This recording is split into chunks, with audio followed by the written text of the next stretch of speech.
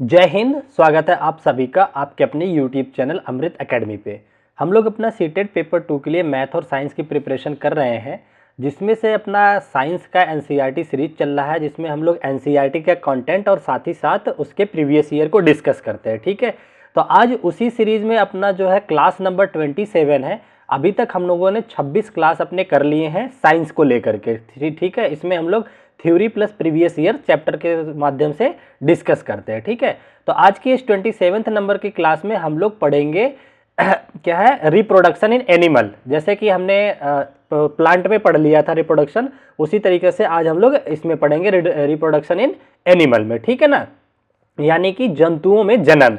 ये आपकी क्लास 8 की एनसीईआरटी का चैप्टर है। ठीक है, कंटेंट थोड़े हाई लेवल के हैं वो है, लेकिन टॉपिक लिया गया है क्लास 8 से लिया गया है। ठीक है, तो चलिए बिना टाइम वेस्ट किए आज की क्लास को हम लोग शुरू करते हैं। और जो लोग चैनल पे नए हैं वो लोग प्लीज चैनल को सब्सक्राइब जरूर कर ले। ठीक है, देखते हैं कि जनन या रिप्रोडक्शन है क्या। देखिए, अगर हम बात करें ह्यूमंस में जनन की बात, जनन का मतलब ये होता है कि ह्यूमन अपने ही सेम प्रजाति का जो विकास करता है उसी को जनन बोला जाता है। जैसे व्यक्ति है, उसका उसी की प्रजाति का एक बच्चा पैदा होता है, तो ये जनन के माध्यम से होता है। अब जनन कितने तरीके के होते हैं उसकी बात कर लेते हैं। अगर हम बात करें रिप्रोडक्शन की, तो यहाँ पे दो तरीके का आपको रिप्रोडक्शन देखने को मिलेगा। एक होता है सेक्सुअल, जिसको कि लैंगिक बोलते हैं। एक होता है एसेक्सुअल, जिसको कि अलैंगिक बोला जाता है। ठीक है ना, तो पहले हम लोग डिस्कस करेंगे इसका फर्स्ट पार्ट, फिर उसके बाद सेकंड को करेंगे। पहले हम देखते हैं कि सेक्सुअल क्या होता है और इसमें कैसे क्वेश्चंस बनते हैं, उन सारी चीजों पर डिस्कस करेंगे। ठीक है ना, देखिए मैं बहुत ज्यादा डीप में नहीं जाऊंगा, आपका इतना कराऊंगा कि जिससे आपके सारे क्वेश्चन बन जाए, एक भी क्वेश्चन छूटे ना। और बहुत ध्यान से समझना, बहुत डिफिकल्ट वर्ड नहीं यूज करूंगा। ठीक है ना, चलो देखिए, जब बात आती है सेक्सुअल की, सेक्सुअल रिप्रोडक्शन में क्या होता है कि इसमें फर्टिलाइजेशन के लिए दो बॉडी की जरूरत पड़ती है, एक मेल और एक फीमेल के लिए। ठीक है ना, तो दो लोगों के परस्पर संबंध से जो निषेचन क्रिया होती है उसे बोलते हैं सेक्सुअल। ठीक है ना, तो ये आप समझ गए। अब ये होता कैसे है, देखिए जो फीमेल बॉडी होती है और एक होता है मेल बॉडी, तो आपको पता है दोनों में ही 23 पेयर के क्या होते हैं, क्रोमोसोम्स पाते हैं। ठीक है ना, तो 23 पेयर इसमें, 23 पेयर इसमें, जो कि टोटल हो जाते हैं 46 क्रोमोसोम्स। अगर पेयर से हटा करके अगर बात करें तो 46 हो जाते हैं। ठीक है ना, अच्छा ठीक है, इसमें क्या होता है, मायोसिस होकर के ये अंडे जो है आधे। अब देखो एक चीज ध्यान रखो, जो फीमेल होते हैं इनके अंदर ओवम पाया जाता है। ठीक है ना, ओवम यानी कि एग पाया जाता है, लेकिन जो मेल बॉडी होती है उसके अंदर स्पर्म होते हैं। ठीक है ना, तो इसमें जो गुणसूत्र, इसको क्रोमोसोम को गुणसूत्र भी बोला जाता है। ठीक है ना, तो 46 गुणसूत्र में जो क्रियात्मक गुणसूत्र होता है, जो लिंग का निर्धारण करता है, उसमें जो है जो फीमेल होती हैं उसमें एक्स और एक्स गुणसूत्र होता है। दोनों एक्स, एक्स का मतलब जो एक्स होता है ये फीमेल को रिप्रेजेंट करता है, किसको, फीमेल को। वाई जो होता है ये मेल को रिप्रेजेंट करता है। ठीक है ना, तो देखो इसमें क्या है, एक्स एक्स दिखाता है, और जो मेल बॉडी होती है स्पर्म में उसमें एक्स और वाई क्रोमोसोम्स होते हैं। ठीक है ना, तो ठीक है, यहां तक समझ गए। अब हम आपको इसके मेन टॉपिक पे ले चलते हैं। अब देखो क्या होगा, इसका बस ना ये स्ट्रक्चर आपको पता होना चाहिए कि पहले क्या होता है। देखो मैं स्टेप लिख देता हूं, ये रहा पहला स्टेज। पहले स्टेज में क्या होता है, मेल और फीमेल बॉडी से गैमेट्स लिए जाते हैं। मेल से लिए जाते हैं स्पर्म, और फीमेल से आते हैं क्या, अंडे आते हैं, एग्स आते हैं। ठीक है ना, यहां से आया एग, यहां से आया क्या, स्पर्म। दोनों क्या हुए, यहां पर फ्यूजन होता है इनका। ठीक है ना, ये फ्यूजन होता है। इस फ्यूजन की क्रिया को ही बोला जाता है निषेचन या फर्टिलाइजेशन। जो टॉपिक का अपना नाम है, किसको बोला जाता है, जब मेल बॉडी का स्पर्म और फीमेल बॉडी का क्या, एग, दोनों आकर के फ्यूज्ड होते हैं, तो इसी क्रिया को बोला जाता है फर्टिलाइजेशन। और जब दोनों male gamete female gamete fused हो चुके हैं ना, तो इस जो कंबाइंड चीज बनी है इसको बोला जाता है जाइगोट बोला जाता है। ठीक है ना, जाइगोट बोलते हैं, ये आप समझ गए होंगे। ठीक है, तो स्टेप याद रखना, पहले स्टेप में क्या बना, पहले स्टेप में एग और स्पर्म ने जो आए और उसके बाद फ्यूजन होकर के सेकंड स्टेप में क्या बना लिए, जाइगोट। उसके बाद आता है तीसरा स्टेप, जाइगोट जो है विकसित होकर के क्या बनाता है, एम्ब्रॉय बनाता है, यानी कि भ्रूण बनाता है। ठीक है ना, ये बात समझ में आ गई, वेरी गुड। तो जब ये भ्रूण बन जाते हैं तो स्टेप याद रखना, तीसरे स्टेप पे भ्रूण बनता है। फिर आता है चौथा स्टेप, जिसको को बोला जाता है फीटस। फीटस यानी कि गर्भ बोला जाता है। गर्भ ऐसी अवस्था होती है जिसमें जो बेबी होता है उसके बॉडी पार्ट जो है विकसित हो चुके होते हैं, पता चलने लग जाता है कि इसका हाथ है, पैर है, ये सारी चीजें पता चलने लग जाती हैं। तो ये याद आपको रखना है, ठीक है ना। तो यहां तक आप समझ गए होंगे। तो आपको ग्राफ देगा कि जैसे एक्स दे देगा, वाई दे देगा, खाली जगह दे देगा, तो कैसे बनता है। तो पहले आप याद रखोगे, एक बार मैं रिवाइज करवा देता हूं। फीमेल गैमेट और मेल गैमेट ये दोनों मिलकर के किसका निर्माण करते हैं, जाइगोट का। जाइगोट बाद में परिपक्व होकर के क्या बनता है, भ्रूण यानी कि एम्ब्रॉय बनता है। एम्ब्रॉय बाद में क्या बन जाता है, एम्ब्रॉय आपका जो बाद में बन जाता है फीटस यानी कि गर्भ हो जाता है, ठीक है ना। और ये कहाँ पे स्टोर होता है, ये गर्भाशय में होता है, ठीक है। तो ये आपको पता होना चाहिए, ये इसी क्रम को फॉलो करता है। तो बस इतना याद रखो, आपका पेपर में इससे अगर आगे क्वेश्चन नहीं पूछा जाएगा, ये समझ गए ना। चलो तो आगे बढ़ते हैं हम। अब हम आपको ना इनके फोटोग्राफ्स थोड़ा सा दिखाते हैं, थोड़ा इनसे परिचित कराते हैं, ठीक है। देखिए मेल बॉडी में जो जनन अंग होता है उसमें क्या बनता है, शुक्राणु, जिसको कि स्पर्म बोला जाता है। स्पर्म की संरचना में क्या क्या होता है, एक तो देखिए सिर वाला भाग होता है इस तरीके से, ये आपके एनसीईआरटी के फोटोग्राफ है, ठीक है ना। तो ये सिर होता है, बीच में उसका बॉडी का मध्य भाग होता है और इनमें टेल होता है, पूंछ होता है। पूंछ किस काम आता है, कई बार पूछ लेता है, तो पूंछ इनको गति करने के काम आता है। पूंछ के माध्यम से ये डायरेक्शन लेकर के गति करते हैं, ठीक है ना। चलो यहां तक आप समझ गए। तो यहाँ पे देखिए मानव में नर यानी कि मेल जनन अंग को दिखाया गया है, यहाँ पे फीमेल जनन अंग को दिखाया गया है, ठीक है ना। तो ये देखो ये वृषण होता है, यहाँ से शिश्न होता है, और यहाँ पे देखिए क्या है, नलिकाएं लगी होती है जो शुक्राणु यहाँ से रिलीज करती हैं, ठीक है ना। तो ये समझ गए किस तरीके से बनता है। बाकी जिसको डिटेल में पढ़ना है यहाँ पे देखिए पूरा लिखा हुआ है, रोक करके आप पढ़ सकते हो, जो मैं समझा रहा हूँ वही चीजें होता है। सेम टाइप से क्या होता है, फीमेल में जो मादा जननांग होता है उसमें आप देखेंगे तो दो किनारों पे यहाँ पे क्या पाया जाता है, अंडाशय पाया जाता है, जहां पे अंडे के निर्माण होते हैं, ठीक है ना। तो ये अंडाशय पाया जाता है, अंडे का निर्माण होता है।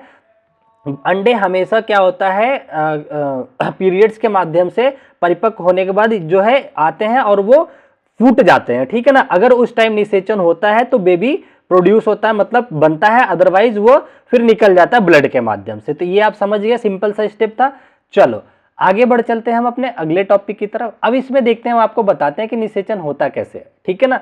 देखिए यहाँ पे मैंने बताया ना निषेचन की प्रक्रिया में क्या हुआ कि ये देखिए पहले ये था, यहाँ पे एग था, ये अंडाणु था, ये फीमेल पार्ट था, अंडाणु था, ठीक है ना। इधर से स्पर्म आए, स्पर्म आने के बाद इन्होंने क्या किया, संलयित किए, जिसको कि फ्यूजन बोलता है। तो देखिए यहाँ पे संलयित हो गया, फ्यूजन के बाद दोनों एक केंद्रक का निर्माण कर लेते हैं, ठीक है ना। फिर उसके बाद जाइगोट बनता है, जाइगोट के बाद भ्रूण बन जाता है, ठीक है ना। तो ये बस फोटो दिखाने के लिए मैंने लगा रखा है, जिसको ज्यादा पढ़ना है वो डिटेल में यहाँ पे रोक करके पढ़ सकता है, ठीक है। जो मैंने बताया वही चीजें। देखिए ये निषेचन क्रिया दिया है, सेम वही बात किया जो मैंने आपको पढ़ाया कि शुक्राणु आते हैं मेल बॉडी से और जो है एग्स आते हैं फीमेल बॉडी से। निषेचन के बजाय क्या बना लेते हैं, युग्मनज, जिसको कि जाइगोट बोला जाता है, जाइगोट कन्वर्ट हो जाता है भ्रूण में, ठीक है ना। तो इस तरीके से चलता है। अब देखो यहाँ पे एक चीज और देखने, यहाँ पे देखो फोटोग्राफ के एनसीईआरटी में भी दे रखा है, यहाँ पे आप देख सकते हैं। यहाँ पे देखिए क्या है, ये अंडाशय है, यहाँ पे युग्मनज बनता है, बाद में जाइगोट बन जाता है। यहाँ पे देखिए ये एक सेकंड, हाँ अंडाशय आएगा, जब यहाँ पे स्पर्म आएगा तो ये रिएक्शन करके क्या फ्यूजन करके जाइगोट बना लेंगे। जाइगोट ये देखिए गुच्छे के फॉर्म में धीरे धीरे एम्ब्रॉय बन जाता है। एम्ब्रॉय कहाँ पे रहते हैं, ये रहते हैं गर्भाशय में। तो इस तरीके से आपको नॉलेज होनी चाहिए, बेसिक चीजें इसकी, ठीक है ना। चलो यहां तक समझ गए। अच्छा इतनी बातें समझ गए आप लोग। अच्छा अब देखिए इसमें दो वर्ड आते हैं जिनको नाम आपको याद रखना है, एक होता है जरायुज, एक होता है अंडप्रजक जंतु, ठीक है ना। अब जरायुज क्या होते हैं और अंडप्रजक क्या होते हैं, उनकी अगर मैं बात कर लूं तो देखिए जरायुज वो जीव होते हैं जो सीधा एक कंप्लीट बेबी को जन्म देते हैं। वो जैसे कि ह्यूमन हो गया, आप लोगों ने देखा होगा फीमेल से जो कंप्लीट बेबी को जन्म देती है, ठीक है। और अंडप्रजक उन्हें बोलते हैं जो पहले अंडे देते हैं, फिर कुछ दिन के बाद उसमें से बच्चा निकलता है, ठीक है ना। तो जरायुज समझ गए, ऐसे जीव जो सीधा ऐसे जीव जंतु जो सीधा कंप्लीट शिशु को जन्म देते हैं उन्हें जरायुज कहते हैं। जो पहले अंडे देते हैं फिर वो बाद में वहां से चूजे निकलते हैं, जैसे मुर्गी का अंडा होता है, आप लोगों ने देखा होगा कुछ दिन के बाद मुर्गी उसके ऊपर बैठती है, फिर गर्म होता है, वहां पे हीट प्रोड्यूस की वजह से वहां से चूजे निकलते हैं, ठीक है ना। वो अंडप्रजक में आ जाते हैं। तो ये बेसिक चीजें समझ गए, वेरी नाइस। चलो आगे बढ़ चलते हैं। अब देखिए एक होता है आपका निषेचन के प्रकार में पूछता है, ठीक है ना। तो दो तरीके के निषेचन तो जो जीव जंतु होते हैं उनमें दो तरीके से निषेचन पाया जाता है, ठीक है। निषेचन का मतलब फर्टिलाइजेशन। पहला पाया जाता है इंटरनल निषेचन, ठीक है ना। अच्छा, इंटरनल हो गया फर्टिलाइजेशन, अंतः निषेचन बोलते हैं, और एक्सटर्नल फर्टिलाइजेशन बाह्य निषेचन, मैं बाह्य लिख देता हूं हिंदी भी, बाह्य निषेचन, ठीक है ना, निषेचन। तो वर्ड सुनने पे ज्यादा ध्यान देना, ठीक है। आपसे ये डायरेक्ट एग्जाम्पल पूछता है कि किसमें अंतः निषेचन होता है, किसमें बाह्य निषेचन होता है। तो देखिए ऐसे जीव जंतु जिनके बॉडी के अंदर जो होता है एग बनता है और स्पर्म जाते हैं और फर्टिलाइज होते हैं, उन्हें बोला जाता है क्या, अंतः निषेचन बोला जाता है, ठीक है ना। और ऐसे जीव जंतु जिनके बॉडी से बाहर एग भी निकलता है और स्पर्म भी निकलता है और निषेचन की क्रिया होती है, उन्हें बोला जाता है बाह्य। जैसे देखो, जो ह्यूमन हो गए या फिर काऊ हो गए, डॉग्स हो गए, हैंस हो गए, इनके अंदर क्या होता है, इंटरनल फर्टिलाइजेशन होता है। तो ये आपको एनसीईआरटी में दिया हुआ, तो ये एग्जांपल आपको याद रखना है, ठीक है। बाह्य में देखो, स्टार फिश हो गया, फ्रॉग हो गया।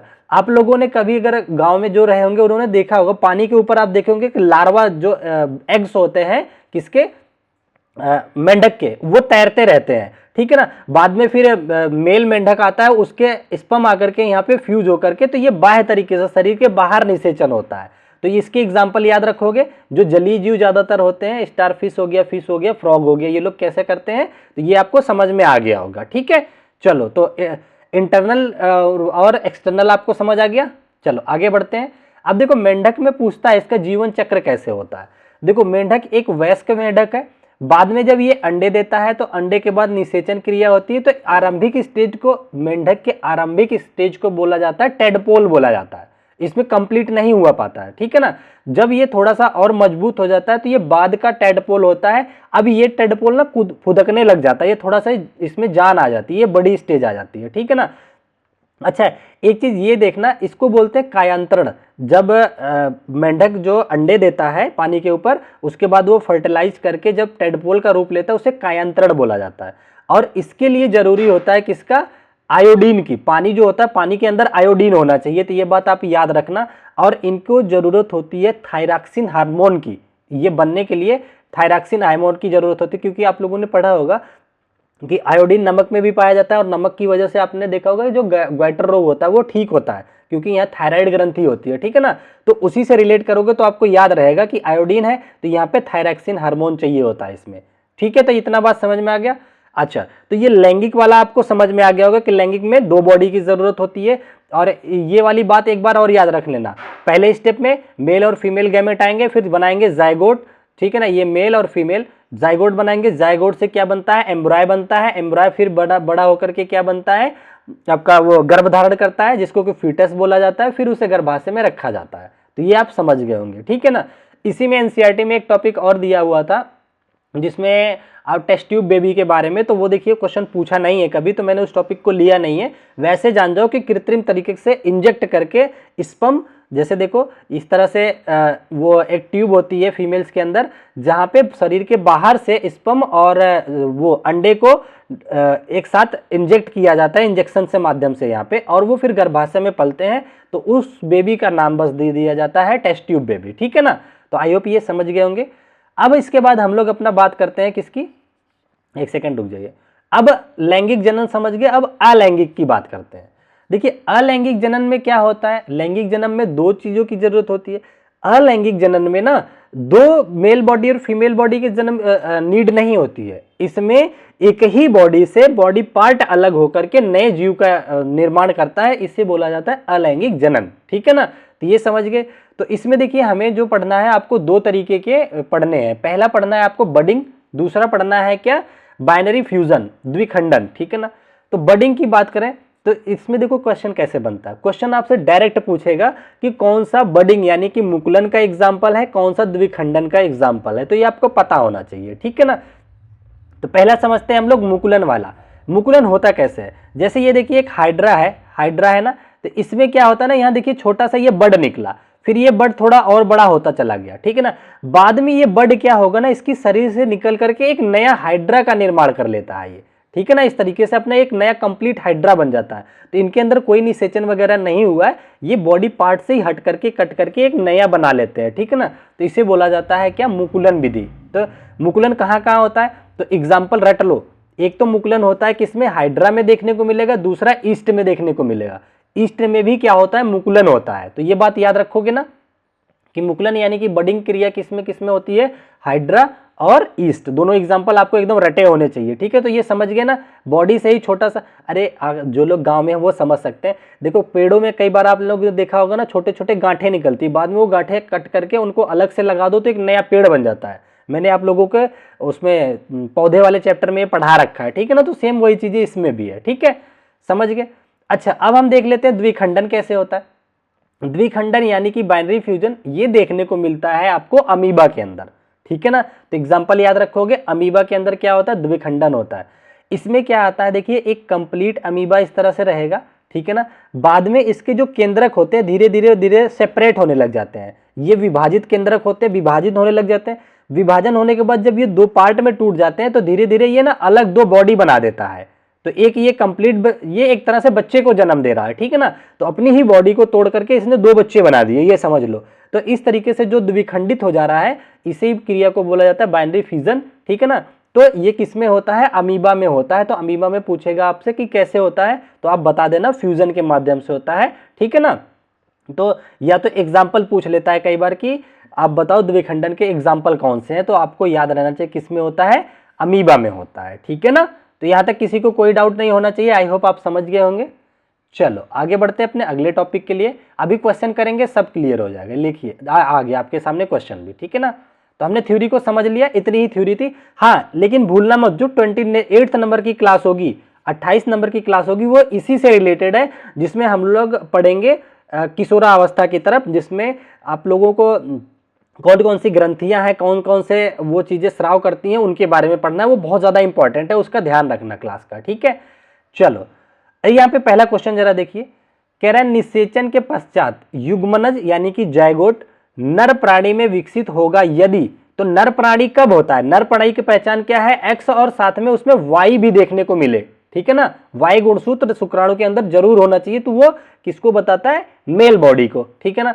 कह रहा है अंडे में नहीं, अंडे में तो वाई गुणसूत्र होगा ही नहीं, अंडे में तो दोनों एक्स एक्स होता है, ठीक है ना। तो ये तो होगा नहीं। कह रहे हैं शुक्राणु यानी कि स्पर्म में वाई गुणसूत्र, हाँ ये जो है दर्शाता है, ठीक है ना। तो इसी से क्या होता है, नर प्राणी मतलब मेल की पता चलता है, मेल बॉडी का, समझ गए। ये मैं आप लोगों को उस चैप्टर में डिटेल में भी पढ़ाऊंगा, कैसे क्रॉस होता है, कब बेबी बॉय बनता है, कब ट्विंस होता है। तो इसके बाद वाली क्लास जरूर देखना, चैनल को सब्सक्राइब कर लीजिए, ठीक है ना। अच्छा ये ऑप्शन तो मिल गया आपका इसका आंसर। अगले पे बढ़ चलते हैं। ये देखिए इस तरीके के आजकल क्वेश्चन ज्यादा पूछे जा रहे हैं, तो इसको ध्यान से पढ़िए, ठीक है। क्वेश्चन नंबर आपसे इसमें कह रहा है कि निम्नलिखित अनुच्छेद को पढ़िए तथा उस समूह वाले विकल्प का चयन कीजिए जो कि सही प्रकार से दिए गए क्रम में रिक्त स्थानों को भरे, ठीक है ना। पढ़ो। कह रहा है देखिए फर्टिलाइजेशन के समय पिता के शुक्राणु और माता के अंडाणु संलयित होकर डब्लू बनाते हैं। तो बताया मैंने ना, मेल और फीमेल को माता पिता बोल दिया। मेल के अंडाणु और सॉरी जो स्पर्म और ये फीमेल के, ये क्या बनाया था यहाँ पे आपको याद हो तो जाइगोट बना था। तो डब्लू का नाम क्या हो जाएगा, जाइगोट हो जाएगा, ठीक है ना। तो ये आप याद रखोगे ना, जाइगोट हो गया डब्लू। तो देखिए हमारा आंसर जो शुरू होना चाहिए वो जाइगोट से होना चाहिए। इसने WXYZ ही पूछा है, तो यहाँ पे युग्मनज है, यहाँ पे भी है, यहाँ पे भ्रूण से शुरू किया, यहाँ पे युग्मनज। अच्छा ये अभी तो कर ही रहा है, ठीक है ना। तो ये देखो एक ऑप्शन तो कट गया। आगे क्या कह रहे हैं, कह रहे हैं जो बारंबार विभाजित होकर कोशिकाओं के गोले में बदल जाता है, कोशिकाएं विभिन्न अंगों और ऊतकों में परिवर्तित होने लगती हैं। इस विकसित होती संरचना को हमने क्या नाम दिया था, जाइगोट। किस में बदलता था, भ्रूण में बदलता था, ठीक है ना। तो देखिए इसने जाइगोट के बाद गर्भ ले लिए, ये काट दीजिए, यहाँ पे भ्रूण है, यहाँ पे युग्मनज के, ये तो कट ही गया था, ये गर्भ आ गया, ये भी काट दो, सारे ऑप्शन कट गए, आपका बी ऑप्शन मिल गया, ठीक है ना। तो इसलिए वो स्टेप आपको याद रखना है। अब ये आ गया, आगे देखिए क्या कह रहे हैं कि एक्स कहते हैं जो कि वाई की दीवार में रोपित होता है। तो दीवार का नाम क्या था, गर्भाशय की दीवार के अंदर रहता था, ये मैंने आप लोगों को बताया था, ठीक है। और इसे कंप्लीट, और एक्स की वह अवस्था जिसमें सभी शारीरिक भागों की पहचान की जा सके उसे जेड कहते हैं। तो ये अवस्था किसकी बोली जाती है, गर्भ यानी कि फीटस की बोली जाती है। तो ये मैंने आप लोगों को एकदम स्टेप वाइज समझा रखा है, तो एकदम रट लीजिएगा, इसी सीरीज में, इसी सीक्वेंस में क्वेश्चन पूछता है, ठीक है ना। तो इसका जो करेक्ट आंसर हो जाएगा सेकंड। देखिए जाइगोट बनेगा, एम्ब्रॉय बनेगा, यूट्रस यानी कि उसके बाद फीटस हो जाता है। फीटस में मैंने आप लोगों को लिख के भी दिखाया था, इसमें कंप्लीट बॉडी बन जाती है, हाथ पैर अलग दिखने लग जाते हैं, ठीक है ना। चलो, आई होप आप लोगों को चीजें समझ आ रही होंगी।